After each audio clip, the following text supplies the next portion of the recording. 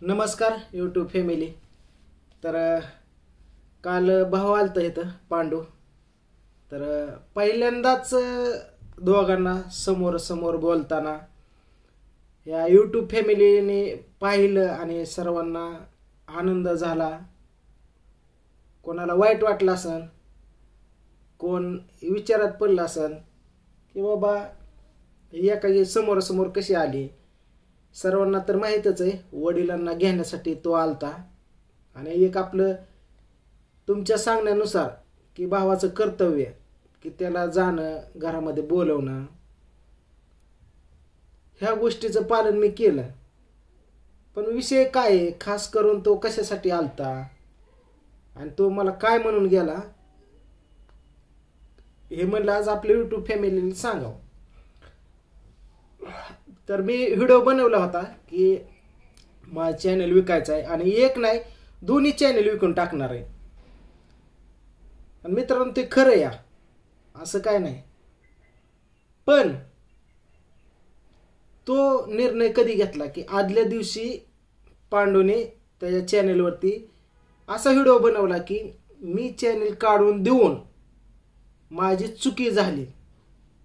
आणि मी त्याचा व्हिडिओ तो पाहिला आणि नॉर्मलच पाहिला की मी चॅनल काढून देऊन माझी चुकी झाली. आता मला वाटायला लागलंय माझे मी पायावर धोंडा मारून घेतला, पश्चाताप झाला. आणि लगेच दुसऱ्या दिवशी माझा व्हिडिओ की बाबा दोन्ही चॅनल विकतो, मला नकोच आहे, नकोच ह्या यूट्यूबवर ते नकोय, माझी फॅमिली दाखवायची नाही ना मला दिसायचं नाही. मग लगेच बऱ्याच जणांनी अशी तुलना केली की बाबा पांडूच्या व्हिडिओला धरून सोमाने व्हिडिओ बनवला. पांडू काल बोलला की बाबा चॅनल काढून देऊन चुकी झाली माझी, तर सोमा आज म्हणतो चॅनल. मग बऱ्याच जणांनी तुम्हाला सांगतो त्याशी तुलना केली आणि म्हणले की बाबा पांडुरंग सर एवढे बोलले तर सोमा दादाला राग आला म्हणून चॅनल विकतात. पण मित्रांनो पहिली गोष्ट मी तुम्हाला सांगतो की त्याच्याशी आणि माझं चॅनल विकायची काही संबंध नाही, काडीचाही संबंध नाही. कारण मी तेव्हा कधीच रागाला गेलो नाही, मला काय ही पण नाही की तो काय बोलतोय किंवा त्याचं व्हिडिओ काय येतं, तो मला टॉर्चर होऊन बोलतोय का किंवा काय घालून पाडून बोलतोय, मी ते कधी लक्ष दिलं नाही आणि देत पण नाही. मग एकाकी चॅनल विकायचा निर्णय का घेतला ती म्हणलं तुम्हाला सांगावं आणि तो मला काय बोलून गेला ती पण सांगा म्हणलं. मग त्यांनी पण व्हिडिओ बघितला असं तुम्ही सुद्धा बरेच जणांनी कमेंट केले की सोमा दादा चॅनल विकायला लागल्या, पांडू दादा तुम्ही सांगा त्याला. होय मित्रांनो, कधी कधी असं वाटतं की आपलं ही मार्ग सोडून द्यावा आणि दुसरा मार्ग धरावा जेणेकरून समजातनं मुक्ती. नकोच आहे त्यांनी कमेंट वाईट करायचे, ह्यांनी कमेंट करायचे, त्यांनी म्हणाय भांडणं दाखवतो, ही समजा घराची इज्जत घालावी लागला, बहिणीने तिकडनं काय म्हणायचं की तू त्याच्यावर नको करत जाऊ. मी एखादा बनवला की तुम्ही इकडनं लगेच तिकडं तुम्हाला सांग काय असतात फोडणी टाकणार, तिकडं टाकतात, पेटवत्यात, अशा गोष्टी होत्या. तर उगं रुसा फुगू नको, चिडाचिड नको, उगं आपली चार भीतीचा राहू द्या. माझं असतं सरळ काय पण असू दे समोर लगेच दाखवायची सवय आहे मला आणि दाखवतो मी. कुठली लप आज तुम्ही एवढं प्रेम भरून बघता, प्रेम देऊन बघता, एवढं हे करता म्हणल्यावर माझं दाखवणं काम आहे. मग भले काय असू द्या, काही गोष्टी पण मला कळतात कुठल्या दाखवावं कुठल्या नाही. आणि प्रत्येक बोलण्यामध्ये माझं एखादा जोक असतो, कॉमेडी असते की जेणेकरून बाबा ज्याचं टेन्शन असेल, जे काय निर्वस असेल ते बाबा आपल्या बोलण्याने एखाद्याचं जर दुखणं म्हणा किंवा त्या चेहऱ्यावर आनंद येत असला किंवा तो तर माझ्या व्हिडिओमुळं जर रमत असला तर चला आपल्यामुळं कोणतरी आज हसतंय, दुखण्यातनं बाहेर येतं, त्याचा मला आशीर्वाद पण आहे, आनंद पण आहे. त्यामुळं मी कधी कधी बोलत तुम्हाला सांगतो असं कॉमेडी जोक मारत असतोय, चेष्टा करत असतोय. मन मोकळा निर्मळ मनाचा माणूस आहे मी. कोण सिरियस घेत असेल, कोण येड्यात काढत असेल, कोण डोकं पडलं म्हणत असेल, कोण दारू पेलं म्हणत असेल, अशा गोष्टी असतात ज्या त्याचे विचार असतात. पाची बोटं सारखी नसतात. समजा भले चांगला विचार करणार पाहिजेत, कोणतरी नाव ठेवणार पाहिजे, टोमणं देणार पाहिजे, त्याशिवाय तरी प्रगती आहे का. ठेस लागल्याशिवाय पण माणूस बघून चलत नाही. शेवटी किती केलं तरी आपले शरीर आपल्याला साथ देत असते. बघा मित्रांनो, आपण जरी चलत असलो तरी आपल्याला डोळं पायांना साथ देतात की डोळं दाखवतंय पुढं काट आहे तेव्हा पाय जपून वापराय. आता मन होतं काहीतरी खायची इच्छा तर पाय तिकडं नेत असतं या. मग असं एकामेकाला साथ देतात. एक पाऊल पुढं की दुसरा पाऊल पुढं पडल्याशिवाय आपण पण पुढं जात नाही. असं शरीर साथ देतं पण माणसं नाही ती साथ देत.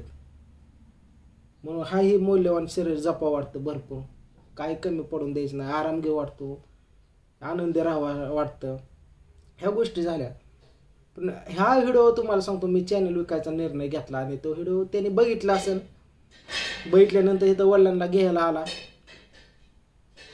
आणि वडील मला म्हणलं की ये की घराच्या बाहेर, म्हणलं तो बोलवतोय बघ काय म्हणतोय. मग मी गेलो.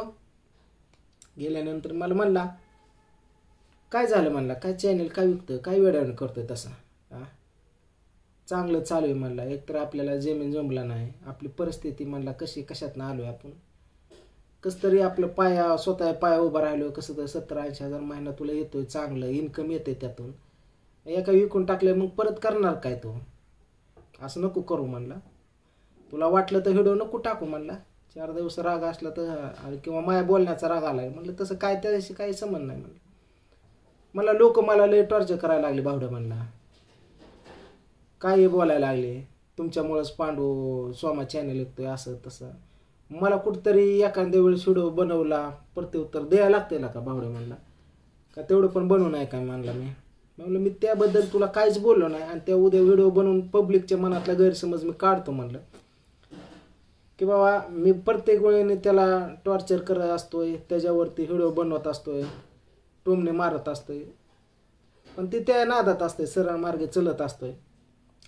मग कधीतरी लय तुम्ही पण त्याला टॉर्चर केल्यानंतर त्याला पण वाटतं की कुठंतरी मी पण सफाई देण्यासाठी एखादा व्हिडिओ बनवावं आणि तो बनवत असतोय. पण कधी त्याच्यामुळं पण आपण कधी रागाला गेलो नाही किंवा मला त्याचं काय वाटलं नाही. मग काल तो सांगत होता की असं काय नाही, लोकांसाठी मी बनवला होता की बाबा असं असं. आणि म्हणलं चांगलं, तू मोठा कलाकार आहे, म्हणजे एवढ्या स्क्रिप्ट आहे लिहून देतो, तर तू तुझं करणं चालू म्हणला. तुझ्या अंगात काय कमी कला आहे का, भरपूर काही करू शकतो. मला ब्लॉगवर तर किती दिवस असं तसं सांगत थोडं बोलणं झालं आणि नंतर गेला तो. म्हणजे नंतर मी घरात आल्यानंतर इथं गाडी थांबवली, नंतर बोलवलं होतं, गेलतो. अशा गोष्टी झाल्या.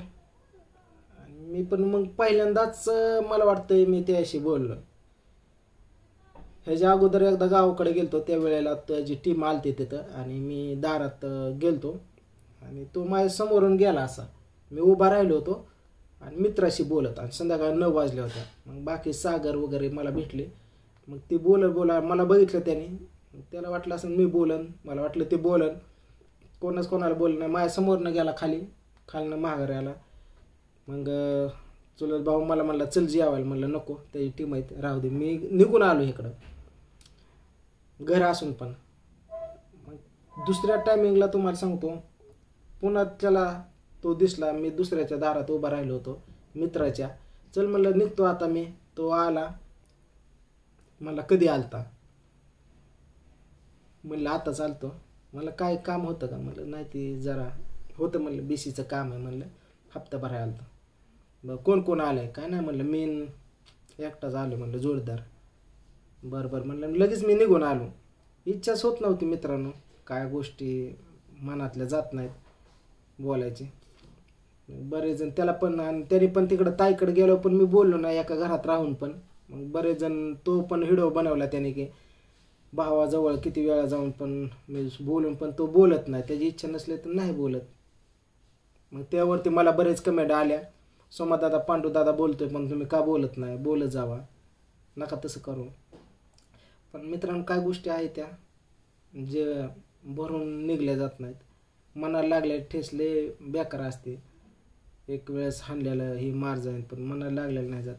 त्यामुळे इच्छा होत नाही, वाटतं डोळ्याने दिसतोय तो सुखी, बाद झालं त्याचं ते सुखी, नकोय त्या जीवनामध्ये त्याच्या लाईफमध्ये डावळाडवळ करायला. म्हणून नाही मी इच्छा होत नाही. पण काल लय धाडस केलं, वाटलं की आपण YouTube फॅमिलीला मानतो, मी तुम्हाला खूप मानतो मित्रांनो. तुमचं कालच मी एवढं प्रेम बघितलं काय सांगू. नुसतं चॅनल बंद करणार म्हणलं, एवढ्या जणांनी मला कमेंट केलं सोमादादा तुमची मला सवय लागलेली, तुमचे व्हिडिओ बघितल्याशिवाय तर आम्हाला करमतच नाही, तुम्ही नका चॅनल बंद करू. कॉल तर एवढं आलं, लेडीजचं आलं, जेंट्सचं पण तेवढंच आलं. दादा मी जेवत असले तरी तुमचे व्हिडिओ बघते. माझं पोरगं म्हणतं की चालू सोमादादा केलाच चालू. स्वयंपाक करते तरी असं चपात्या लाटते तिथं किचनवर काय सोमादादा समधी बघतात. वाटलं की बाबा चला, जर आपला जर एवढा फायदा असला लोकांना, भले मी काय का बोलू. मग एवढं बरोबरून कमेंट आल्या, 1-2 वाईट असत्या, असू द्या की बाबा कोण म्हणलं जाऊ द्या मग चॅनल करायचं तर करा बंद, आणि तुम्ही काय चेष्टा करता, एप्रिल फुल करताय, अशा गोष्टी नाही. पण 100%पैकी 99% अशा कमेंट आल्या मला की बाबा दादा तुम्ही चॅनल बंद करू नका.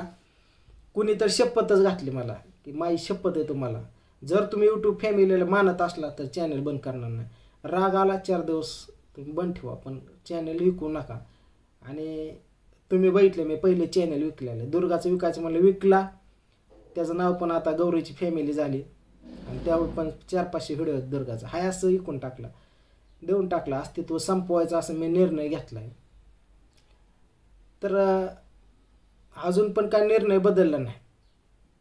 माझं राहून वाटतं की हे कटाळा आला ह्याचा आता. पण कालचं तुमचं प्रेम बघून असं पण वाटलं की नको, आपल्या जाऊ द्या 4-5 जणांकडे, वाईट लोकांकडे नाही लक्ष द्या, आपले फक्त यूट्यूब फॅमिलीसाठी. एखाद्या डालीत एखादा नासका आंबा असतोच की, म्हणून का आपण समजा फेकून देतो का, ह्या विचाराने पण असं वाटलं की आपण समजूतदार आहे, करतो कधी येड्याने बालिश बुद्धीने, खास तुमच्यासाठी करत असतो.